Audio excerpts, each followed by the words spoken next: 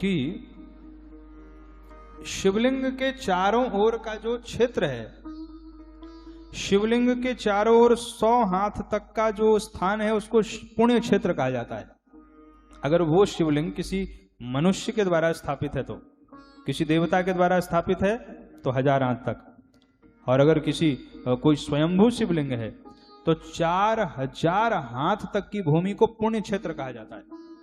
हम लोग कालेश्वर भगवान के सन्निधि में बैठे हैं, स्वयंभू शिवलिंग है, और स्वयंभू शिवलिंग के चारों तरफ गोलाई में 4000 हाथ तक, ये एक हाथ है, ऐसा ऐसा नापो, 4000 हाथ चारों तरफ, पहले एक तरफ नाप के और फिर उसका गोलाई बना दो पूरा ऐसा, उसको पुण्य क्षेत्र कहते हैं। और उस पुण्य क्षेत्र में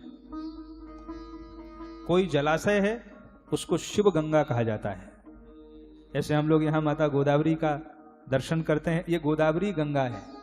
गंगा और गोदावरी में कोई भेद नहीं। शिव महापुराण के अनुसार, शिव महापुराण के अनुसार जो पुण्य गंगा स्नान करने से मिलता है वही पुण्य गोदावरी स्नान करने से भी प्राप्त होता है, कोई भेद नहीं।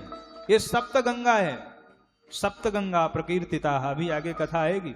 सप्त गंगा में एक गंगा ये भी है, गोदावरी जी, ये गंगा का स्वरूप है।